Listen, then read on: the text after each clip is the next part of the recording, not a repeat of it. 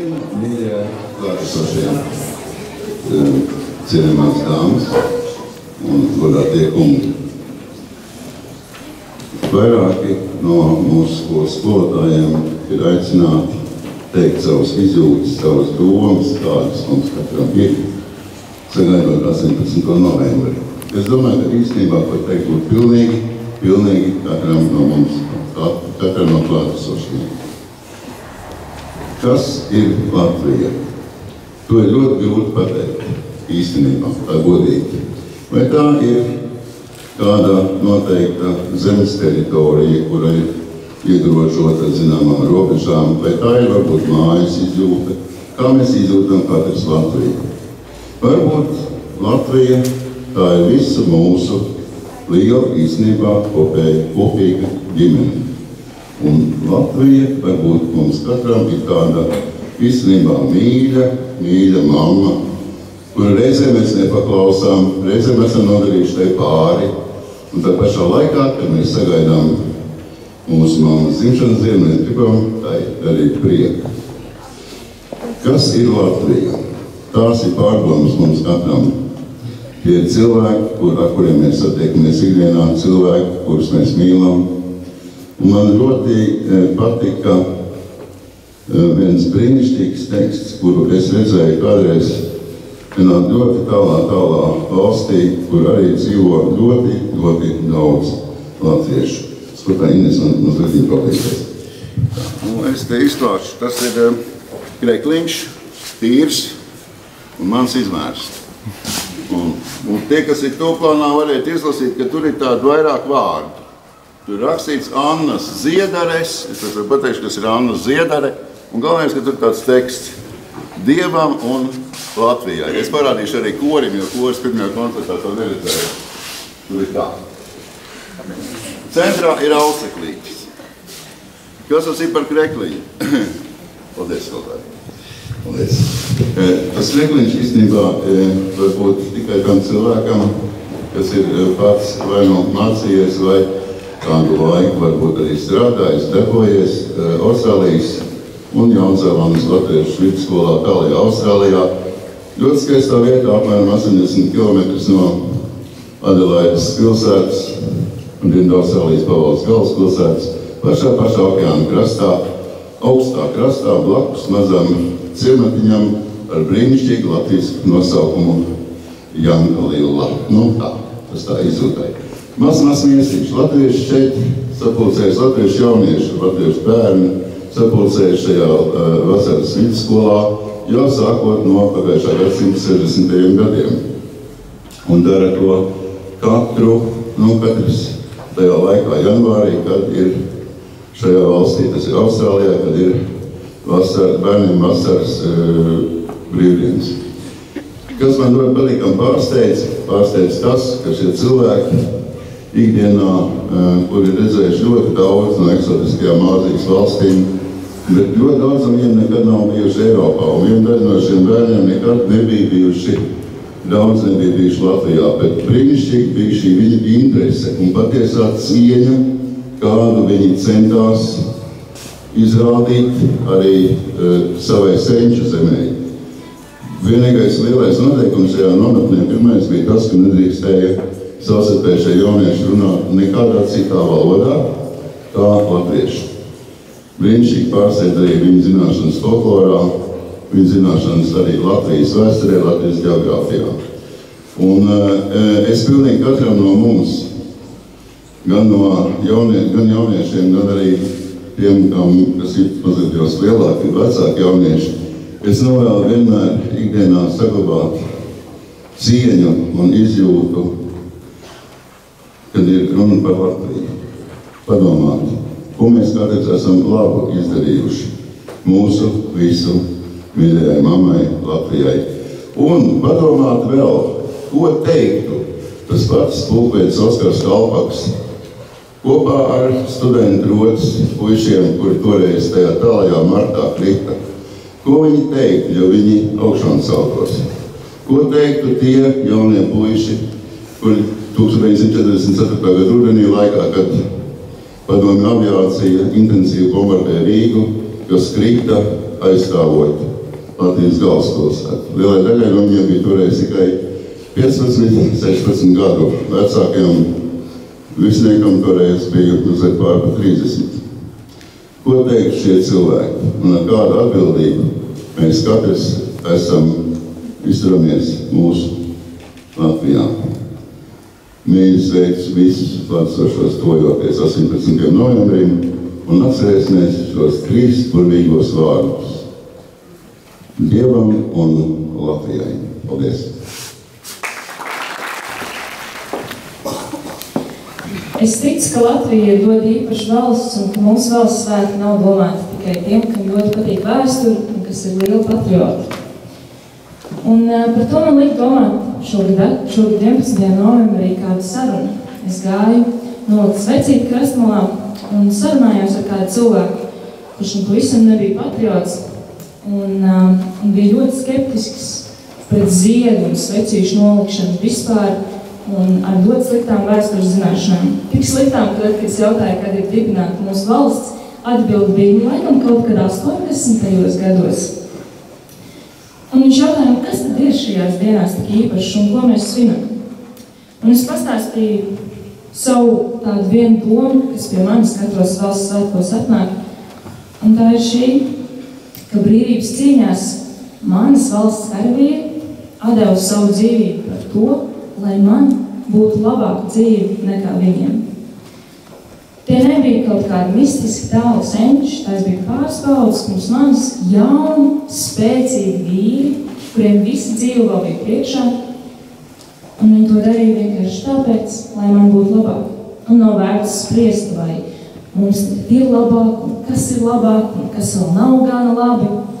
Tam nav nozīmes. Svarīgi ir, ka viņi bija gatavi savu dzīvību atdot, lai tā būtu.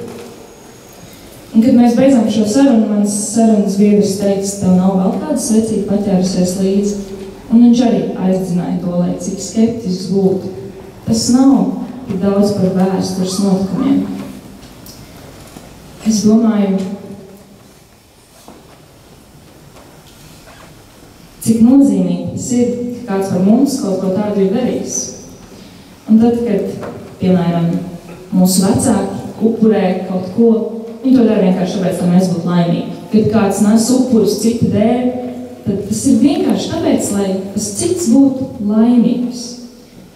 Un šie cilvēki, kas nemira ne pateicības rakstu dēļ, ne svecīšu vai ziedu dēļ, kas ir simbolisks, paldies, viņi nemira tāpēc, lai mēs šodien par viņiem runātu, lai sēdētu koncertā, kas kādam sagādā prieku, kādam varbūt nē. Ne jau tāpēc kāds mirst, viņi mir tāpēc, lai mums būtu labāk. Kā tāds kluss aicinājums, esiet laimīgi. Wow, man tas iedvesmo. Un man tas uzliek tādu kā atbildības sajūtu. Tāda atbildība vienkārši būt laimīgiem. Bet, lai nebūtu pārāk plaši un filozofiski to, kas gan ir laime, es gribu šodien savai dzimtai zemē un savai mīļai skolai novēlēt kādu vienu konkrētu laimes šķautnību. Un tā ir kopā būšana, dzīves līdzdalīšana. Jo visvairāk man ir bail redzēt, kad mūsu tehnoloģija, intelektuālais, uz sasniegumiem orientētais un labklājības laikmets mums atņem citam citu. Un es to ilustrēšu ar kādu attēlu, ko es redzēju internetā. Tur bija 2 bildītes. Viena un zemāk otra. Un vienā bildītē bija attēlot traka, skaļa ballīte, puspunksa un alkohols jauniešu rokās. Un otrā bildītē mazliet zemāk bija kara aina. Un šis attēls atsaucās uz populāro teicienu YOLO, jeb tu tikai vienreiz dzīvo, kam vajadzētu iedvesmot būt drosmīgiem un darīt trakas lietas. Un tur bija rakstīts klāt pie tās bildītes ar alkoholu, šis nav YOLO. Šis nav YOLO. Un pie tās bildītes ar karavīriem, šis ir YOLO. Un tā ir. Mēs dzīvojam tikai vienreiz, un lai tas mūs iedvesmo būt drosmīgiem. Bet drosmīgiem bija īstenībā no sevis, nevis no kaut kādām vielām, kas to drosmes sniedz mākslīgi, bet no tās drosmes, kas no mūsu pašu grūtīm nāk. Un varbūt vislielākā drosme reizēm ir atstāt tos ekrānus, TV un datoru un telefonu un būt kopā. Ēšanas stundās mērķiecīgi un apzināti nepieskarties telefonam, bet uzspēlēt kādu galda spēli kopā vai iziet pastaigā. Paņemt tēju un cepumus un aiziet ciemos pie kāda. Vienkārši tāpat pēc stundām visi kopā pie viena, pie otra, kamēr visi klasi tiek apciemot un skolotāji arī. Pavadīt tos brīžus kopā. Tos labos vārdus, kas mums ienāk prātā, uzreiz pateikt. Klases biedram, skolotājiem, skolēnam, pat ja teiks, varbūt būs savādi. Pateikt atklāt, kā man dzīvē iet, piedzīvot un sajust. Jo tad, kad mēs dzīvojam tikai vienreiz, un kad mūsu laiks būs beidzies, mēs nenožēlosim. Kaut būtu ilgākas stundas strādājis, kaut būtu vairāk rakstus internetā izlasījis, kaut būtu vairāk smieklīgus kaķu video noskatījies YouTube. To mēs nenožēlosim. Mēs teiksim, kaut tas būtu vairāk laika pavadījis ar draugiem, ar ģimeni. Kaut tas būtu sirsnīgāk runājis ar saviem skolēniem, kaut tas būtu pateicis paldies savam skolotājiem.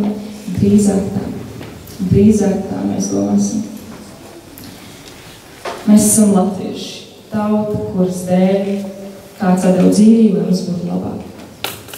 Un mēs dzīvojam tikai vienreiz, un lai tas mums iedvesmo drosmīgi dzīvot aizraujošu, reālu, taustāmu dzīvi.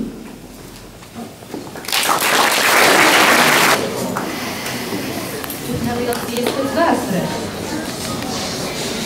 Ir 1918. gada 19. novembris. Diena pēc Latvijas dzimšanas. Laikraksts jaunākās ziņas vēsti. Latvijas valsts ir dzimusi.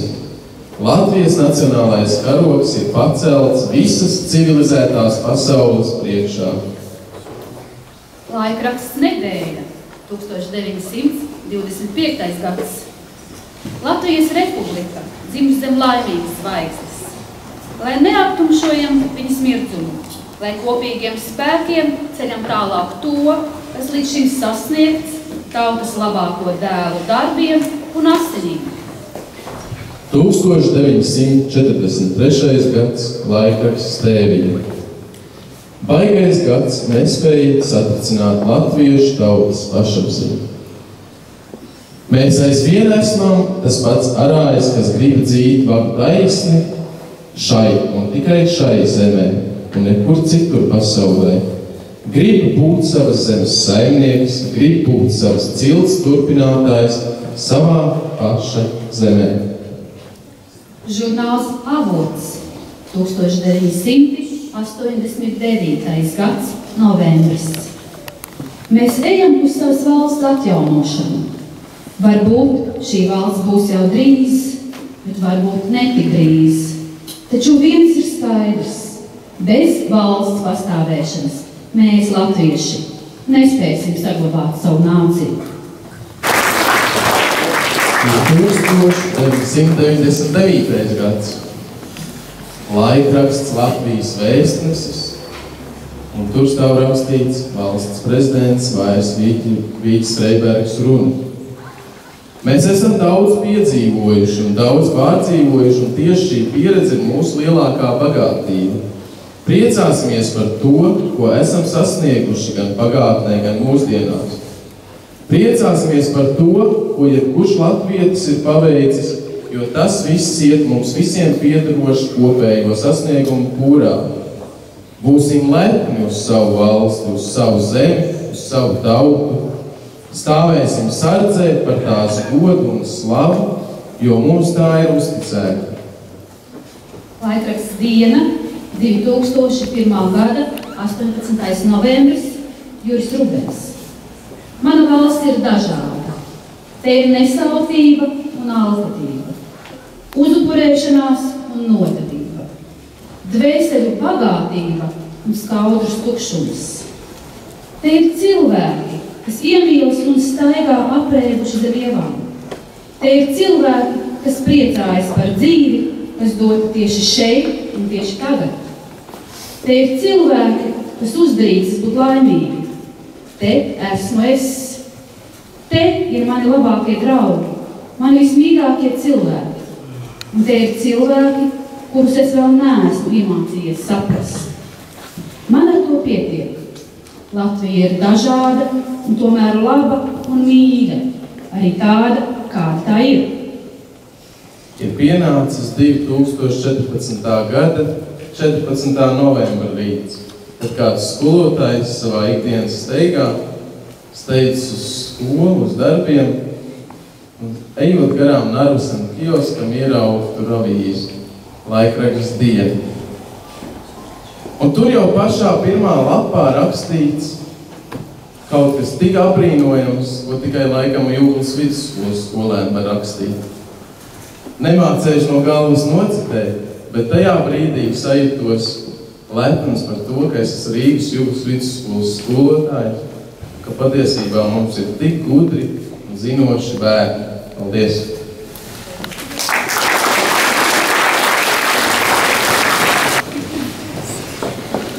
Vārds dzimtene man saistās ar vietu, kur jūtos tā, it kā būtu pārkāpusi pār mājas slieksni, un mani sagaida pazīstams smaržas, skati, cilvēki. Un es varu uzelpot atvieglojumā, ka nekas man neliks saraukties nepatīkamā pārsteigumā. Dzimtene ir vieta, kur man nav jātaisnojas ne par savām vērtībām, pasaules uztveri, dienas ritmu, ne arī par vārdiem, kurus pasaku satiekot vai pavadot kādu, ne arī par dziesmām, kuras dziedu, darot darbu. Dzimteni ir veidojuši jūsu vecāki un vecvecāki. No viņiem ir jāpārņem prasme saglabāt šo vietu latvisku. Nākotnē jums būs jāsagaida savi bērni uz mājas sliekšņa, lai viņi varētu atvilkt elpu latviskumā. Dzejniece Ārija Elksne par latviskuma saglabāšanu raksta šādus vārdus. Nav latviskums rūtainos bruņčos un dzeltenās pastalās nav, bet apziņā, ka caur godu un gaismu mums jāpastāv. Ja tautas dziesma vien koros un dainu sējumos būs, tā čūska, kas jūrā man miltus, tā čūska samals ar mūsu. Mums jātop par Valdemāriem, mums vajadzīgs auseklis spošs. Par tautas likteni domāt nav sentiments atmirstošs. Nē, cīņa nav galā. Vien cīnītājiem var rimt, un vārčplēsim paudzē katrā vajag no jauna dzimt. Paldies jums!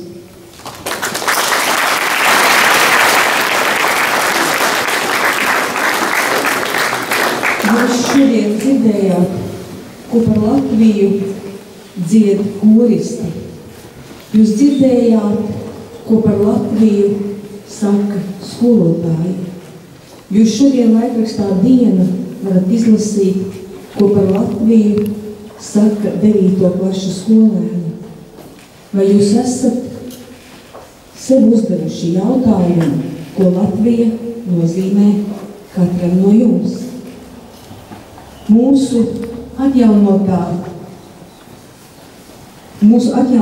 neatkarība ir vērtība, kāda pieder ne visām tautām.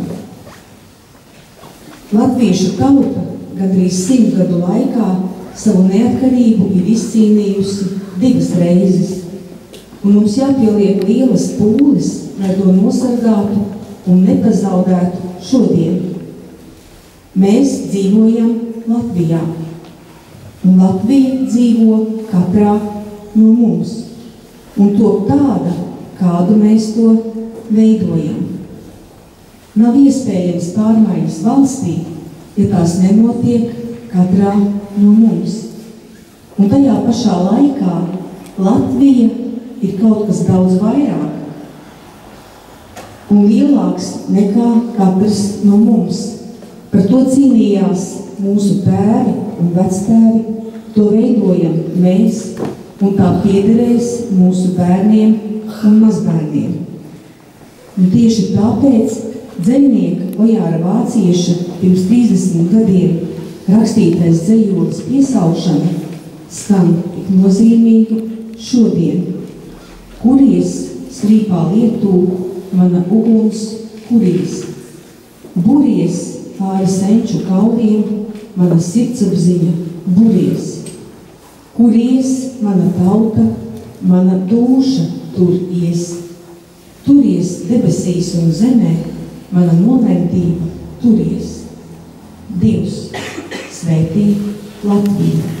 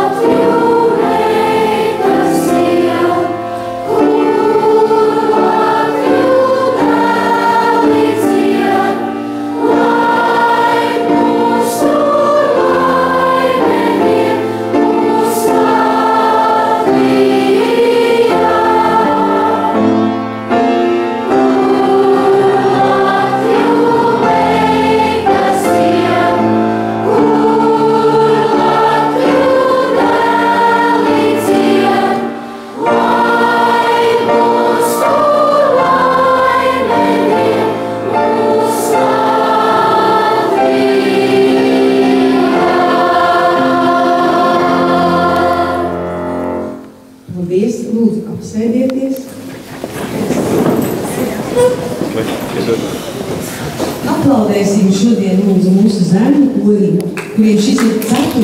koncerts.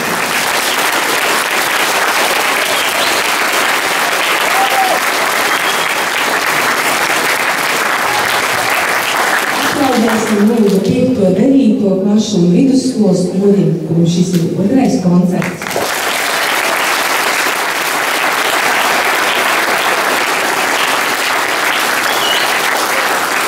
Aplaudēsim lūdzu viņu diriģentiem.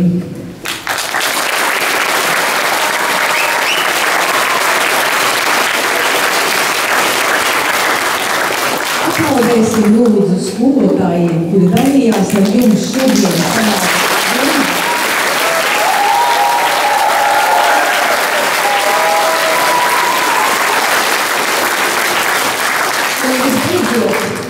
Aplaudēsim, bet vispirms noklausieties, aplaudēsim paši sev par to, ka mēs esam tie, kuri veido, kuri dzīvo šajā valstī, kuri mīl šo valsti un kuri 18. novembrī kopā ar savām ģimenēm svinēs valsts jubileju.